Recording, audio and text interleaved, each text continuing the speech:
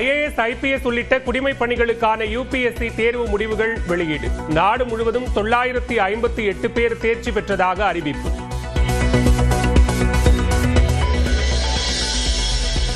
UPSC தேர்வில் தமிழக மாணவி 2ஆம் இடம்.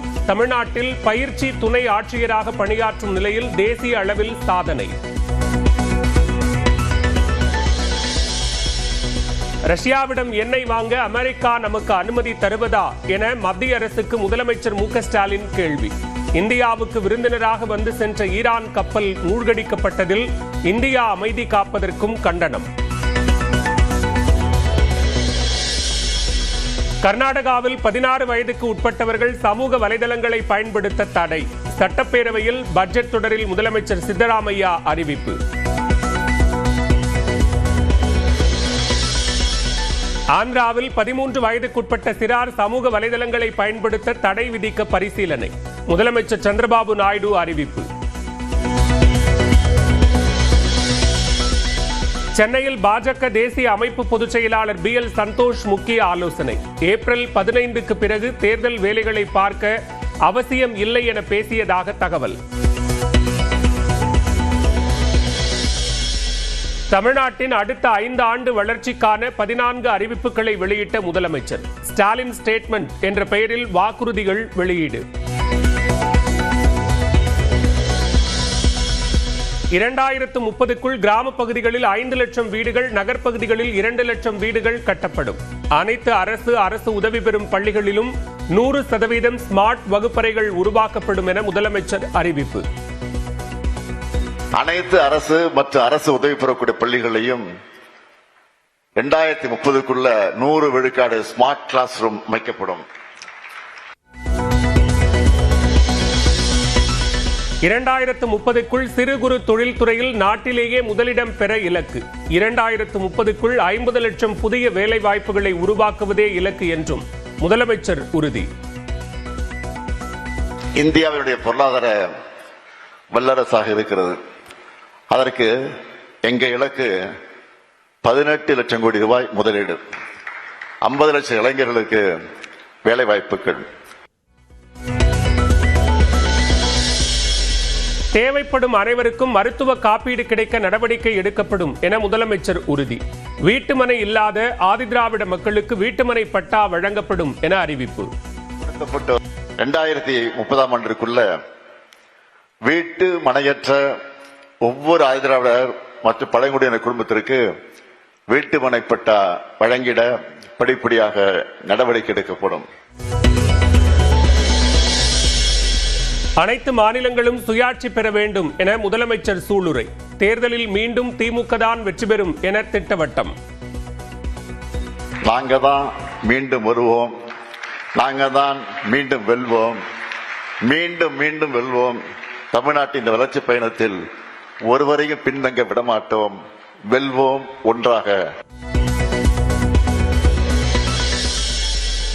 தனது வைரல் ரியாக்ஷனை மீண்டும் செய்த முதலமைச்சர் மு க ஸ்டாலின். சென்னையில் நடைபெற்ற கனவுகள் மெய்ப்படும் நிகழ்ச்சியில் உற்சாகம்.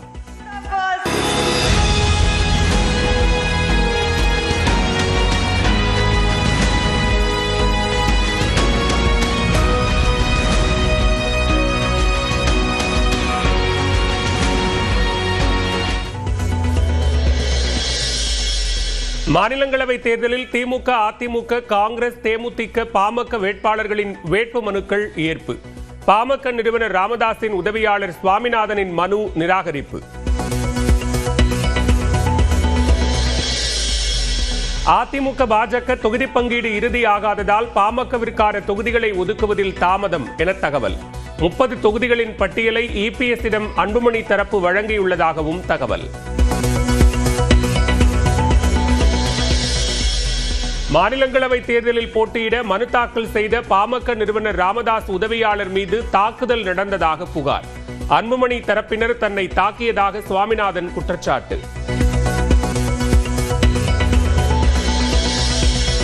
தமிழ்நாட்டில் தொகுதி பங்கீடு பேச்சுவார்த்தையை பாஜக தொடங்கவில்லை. பாஜக மாநில தலைவர் நயினார் நாகேந்திரன் பேட்டி. எங்களுடைய NDA தேர்தல் கூட்டணி தொகுதி பங்கீடு பற்றி இன்னும் நாங்கள் முடிவு செய்யவில்லை. வெகு விரைவில் நாங்கள் முடிவு செய்வோம். சென்னை உயர்நீதிமன்றத்தின் 55வது தலைமை நீதிபதியானார் சுஷ்ருத் அரவிந்த் தர்மாதிகாரி. பதவி பிரமாணம் செய்து வைத்தார் ஆளுநர் RN Ravi. Having been appointed Chief Justice of the High Court at Madras, having been appointed Chief Justice of the High Court at Madras, do swear in the name of God do swear in the name of God that I will bear true faith and allegiance to the Constitution. Puducherry தேர்தல் தொடர்பாக மேலிட பொறுப்பாளர் கிரீஷ் ஓடங்கர் ஆலோசனை.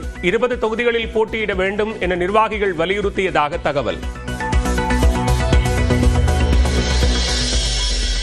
வாக்குக்கு பணம் கொடுக்காத கட்சிகள் வந்தால் கூட்டணி. நாம் தமிழர் கட்சியின் தலைமை ஒருங்கிணைப்பாளர் சீமான் பேட்டி. வாக்குக்கு காசு கொடுக்காத வெல்ல முடியாதுன்னு இவங்க நம்புறாங்க. நாங்க காசு கொடுத்து பெற வெற்றியே இல்லைங்க. அது ஒரு இழிவான அரசியல். திமுக சார்பில் போடி தொகுதியில் போட்டியிட ஓ பன்னீர்செல்வம் தரப்பில் விருப்ப மனு. தனக்கும் வாய்ப்பு வழங்க கோரி விருப்ப மனு அளித்த OPS மகன் ரவீந்திரநாத். சட்டமன்ற தேர்தலில் திமுக சார்பில் போட்டியிட விருப்ப மனு அளிப்பதற்கான அவகாசம் இன்றுடன் நிறைவு. அண்ணா அறிவாலயத்தில் மனுக்களை பெற்றுச் செல்லும் திமுகவினர். கூட்டுறவுத்துறை உதவியாளர், இளநிலை உதவியாளர் பணிகளுக்கான நேர்முக தேர்வு முடிவுகளை ஒரு வாரத்தில் வெளியிட வேண்டும். உயர்நீதிமன்றம் உத்தரவு. சென்னையில் இன்றும் சவரனுக்கு 1280 ரூபாய் குறைந்த தங்கம் விலை. 5 நாட்களில் 6520 ரூபாய் வீழ்ச்சி. MRB மூலம் தேர்வு செய்யப்பட்ட ஒப்பந்த செவிலியர்களுக்கு ஊதியத்துடன் கூடிய மகப்பேறு விடுப்பு. அரசாணை வெளியிட்டது தமிழ்நாடு அரசு. மதுராந்தகம் அருகே இருசக்கர வாகனத்தின் மீது அதிவேகத்தில் சென்ற கார் மோதி விபத்து. கணவருடன் பைக்கில் சென்ற நிறைமாத கர்ப்பிணி உயிரிழந்த சோகம்.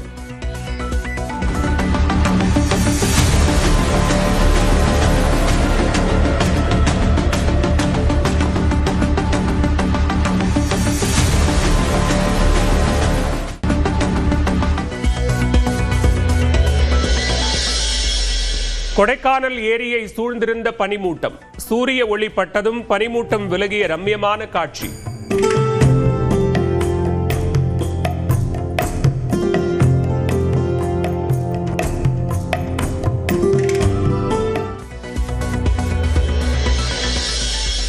கும்பராசியிலிருந்து மீன ராசிக்கு இடம்பெயர்ந்தார் சனி பகவான். திருநள்ளாறு கோவிலில் சிறப்பு அபிஷேக தீபாராதனை.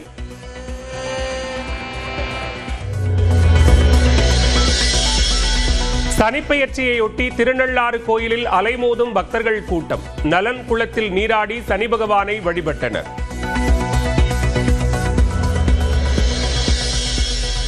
ஆழி தேரோட்டத்தை முன்னிட்டு திருவாரூர் தியாகராஜர் கோயிலில் கொடியேற்றம். திரளான பக்தர்கள் கலந்து கொண்டு வழிபாடு.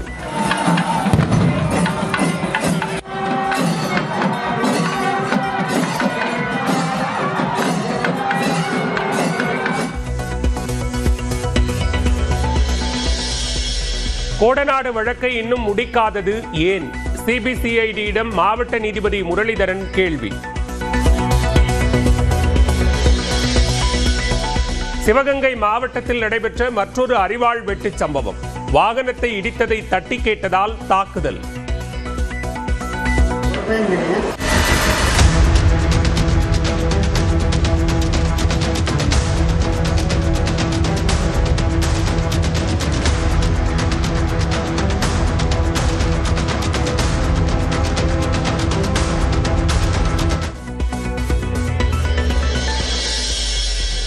தமிழ்நாட்டில் ஜூலை 17 முதல் ஆகஸ்ட் 30 வரை முதல்கட்ட மக்கள் தொகை கணக்கெடுப்பு பணி 45 நாட்கள் நடைபெறும் என அரசிதழில் வெளியீடு.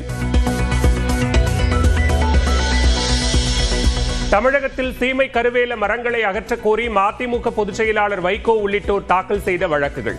தீர்ப்பை தேதி குறிப்பிடாமல் ஒத்திவைத்தது உயர்நீதிமன்ற மதுரை கிளை. தனியார் நிலங்களில் சீமை கருவேல மரங்களை அகற்றும் திட்டம் குறித்து ஆலோசிப்பதாக உயர்நீதிமன்றத்தில் அரசு தரப்பு விளக்கம். அனைத்து தரப்பினரும் இணைந்து செயல்பட்டால் சீமை கருவேல மரங்களை அகற்ற முடியும் என வைகோ பேட்டி.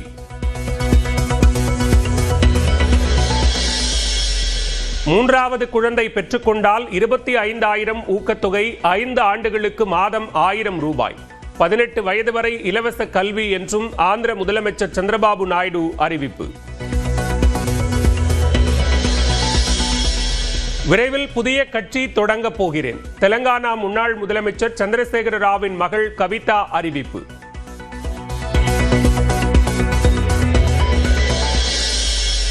அசாமில் பயிற்சியின் போது விபத்திற்குள்ளான சுகோய் ரக போர் விமானம். விமானிகள் 2 பேர் உயிரிழப்பு.